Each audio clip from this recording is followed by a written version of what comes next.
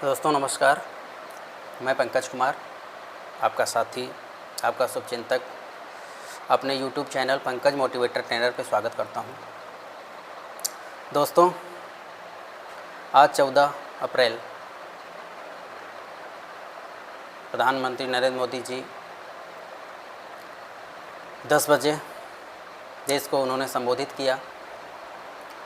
Corona virus versus lockdown. Lockdown उचित है अनुचित है ये हम डिसीजन नहीं ले सकते, क्योंकि माननीय प्रधानमंत्री जी द्वारा जो भी कदम उठाए जा रहे हैं नो डाउट वो उचित हैं। लेकिन साथियों, हमें इसको सफल कैसे बनाना है, क्योंकि ये जिम्मेदारी भी हमारी है इस लॉकडाउन को हम सफल बनाएं। क्योंकि ये बहुत बड़ा सौभाग्य है पूरे भारतवर्ष का कि आज सरकार के द्वारा किए जा रहे कार्यों में हमें सहयोग करने का, हमें हाथ बटाने का मौका मिला है। माननीय प्रधानमंत्री जी ने जो कदम उठाया है कोरोना वायरस से, इस विश्वव्यापी महामारी से भारतवर्ष को बचाने के लिए जो उन्होंने बीड़ा उठाया है, उसमें हमारा साथ मांगा है। कोई सरकार कभी कोई कदम उठाने से पहले जनता से सलाह या साथ नहीं मांगती है, रूल बनाती है और जनता को रूल को मानना पड़ता है। लेकिन बड़ा सौभाग्य है कि आज सरकार ने हमें अपना साथी बनाया है और एक साथ एकजुट होकर के काम करने के लिए कहा है। तो ये मौका है हमारे पास कि हम सहयोग करें। लेकिन दोस्तों, कैसे होगा सहयोग? सहयोग हम कैसे कर पाएंगे? क्योंकि सहयोग शब्द बहुत बड़ा है। हम कैसे बचा पाएंगे इस देश को? लेकिन दोस्त, हम निकलते हैं ये देखने के लिए कि हम देश को बचाने जा रहे हैं, हम देश के लिए कुछ करने जा रहे हैं। लेकिन साथियों, हम देश के लिए बाद में, पहले अपने लिए करें। और अपने लिए क्या कर सकते हैं हम? क्योंकि अगर हम सुरक्षित हो गए तो हम अपने परिवार को सुरक्षित कर ले जाएंगे, और हमारा परिवार जब सुरक्षित होगा तो वो प्रेरणा बनेगा हमारे पड़ोसियों के लिए। हमारे पड़ोसियों के लिए प्रेरणा बनेगा तो हमारे पड़ोसी जब प्रेरित होंगे और सहयोग करेंगे तो हमारा पूरा गांव, पूरा शहर एक दूसरे का सहयोग करेगा और अपने आप में वो सुरक्षित होंगे।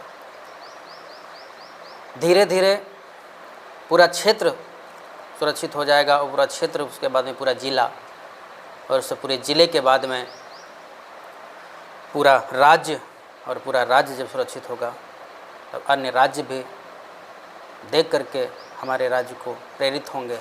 इस तरह से पूरा देश सुरक्षित होगा। लेकिन दोस्त, हमारे मन में, हमारे जहन में एक विचार चलता है कि केवल मेरे अकेले करने से क्या होगा? पूरा भारत देश इस बात को मानेगा तभी तो होगा ना। मेरे अकेले से कोई फ़र्क नहीं पड़ता है। दोस्तों, फ़र्क पड़ता है, बहुत बड़ा फ़र्क पड़ता है।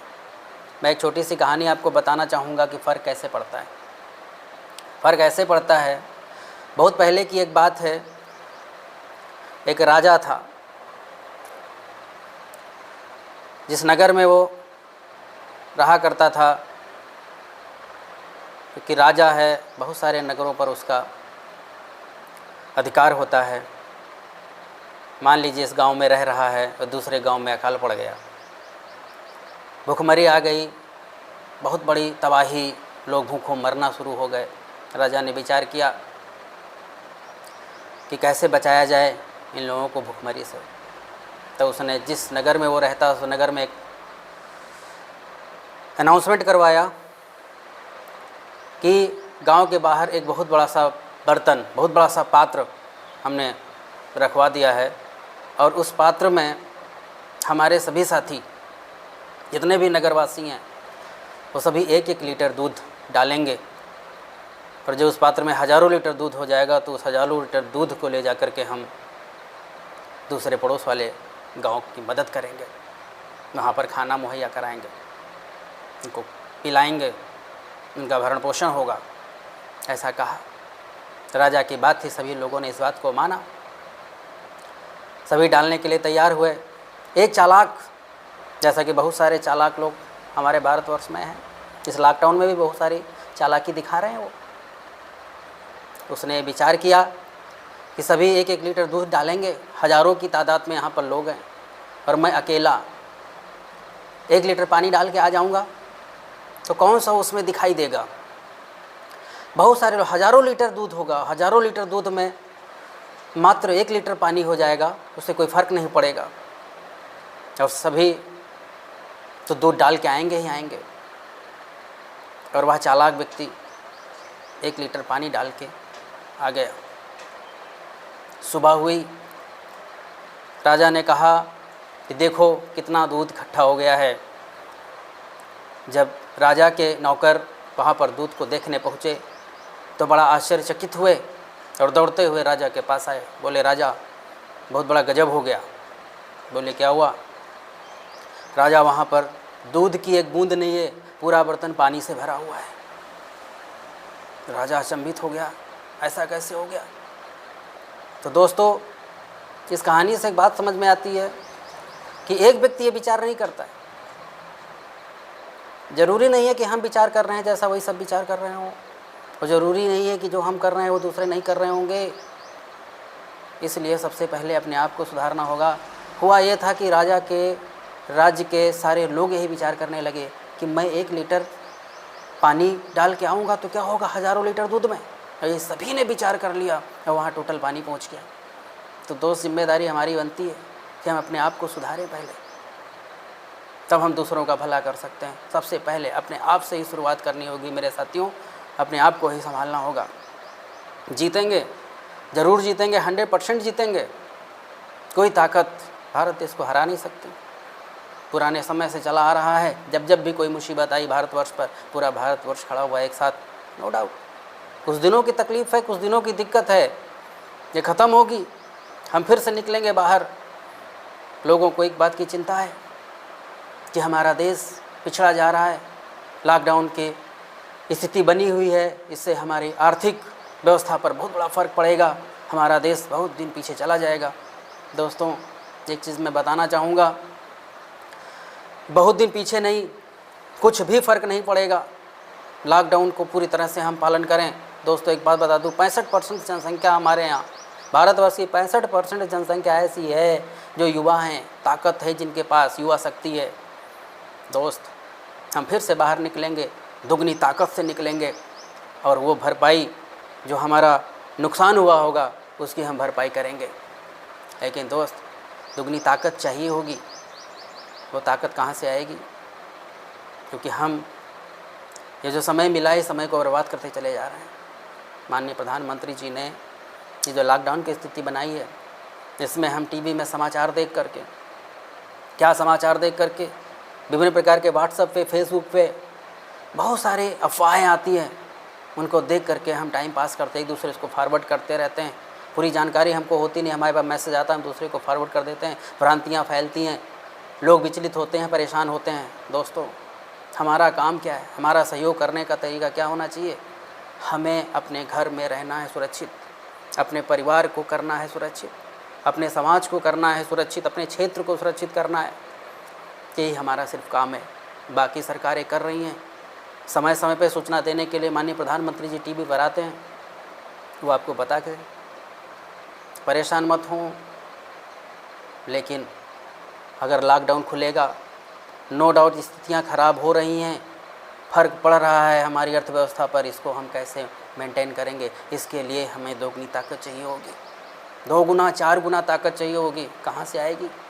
दोस्तों, एक चीज़ और शेयर करना चाहूँगा, थोड़ी सी बात है जो मैं आप लोगों से करना चाहूँगा। पहले भारतवर्ष के मुनियों की मैं बात करूँ, ऋषि मुनि हुआ करते थे, सिद्धि प्राप्त करने के लिए, अपने अंदर की ताकत को जगाने के लिए, ज्ञान प्राप्त करने के लिए एकांत में पहाड़ों में, गुफाओं में चले जाते थे और गुफाओं में बैठ कर के वो तपस्या किया करते थे। और तपस्या करते थे तो उसके बाद में जब तपस्या सिद्ध होती थी तो उनको सिद्धि प्राप्त हो जाती थी, वो बहुत ताकतवर हो जाते थे। वही काम हम कर लें, ये जो मौका मिला है ये हम कर लें। हमें मौका मिला है एकांत में रहने का, अपने आप पर काम करने का। भाग दौड़ की ज़िंदगी में हम अपने आप पे काम नहीं कर पाए। ये मौका मिला है अपने आप पे काम करने का एकांत में। जिस प्रकार से ऋषि मुनि एकांत में जा कर के, गुफाओं में जा कर के अपने आप को ताकतवर बनाते थे, ज्ञान प्राप्त करते थे, वही मौका है मेरे दोस्त आज आपके पास। अगर भारत देश के हुए नुकसान की भरपाई हमें करनी है तो अपने आप को ताकतवर बनाना होगा, और यह हमें मौका मिला हुआ है। चले जाइए, एकांत में बैठ जाइए, मतलब मत रखिए दुनिया से। आज फिर से ये मौका आ गया है, हम तो इसे मौका बोलते हैं, क्योंकि भाग दौड़ की ज़िंदगी में हम अपने लिए समय नहीं निकाल पाते थे। आज अपने लिए समय निकालने का ये मौका मिला है मेरे दोस्त। साबित करो, तैयारी करो, देखो, एक बार अंदर झांक के देखो, ये मौका है अंदर झांकने का। चले जाओ, तपस्या करो। आज जो भी समय मिल रहा है ये तपस्या ही है। झांक लो अपने अंदर, अपने आप को बढ़ा लो, ज्ञान अर्जित कर लो। एकांत में बैठ करके अपने आप के बारे में सोचो, किताबें पढ़ो, नॉलेज इकट्ठा करो। बाहर निकलेंगे फिर से दुगनी ताकत से हम काम को करेंगे, और प्रधानमंत्री के द्वारा देखे गए सपने को साकार करेंगे कि इस कोरोना जैसी महामारी को हम हराएंगे, 100% हराएंगे मेरे दोस्त। वीडियो अच्छी लगी हो, मेरी बातें अच्छी लगी हों तो कमेंट करके ज़रूर बताइएगा, और मेरे चैनल को सब्सक्राइब भी करिएगा, ताकि मैं फिर से आपके बीच में आकर के अपनी बातों को रख सकूं। और ज़्यादा अच्छा लगा हो तो अपने दोस्तों को भी शेयर करिएगा। बाकी अगर मेरी बातों से किसी को हर्ट हुआ हो तो मैं हाथ जोड़कर क्षमा मांगता हूँ। बहुत बहुत धन्यवाद। नमस्कार, थैंक यू, जय हिंद।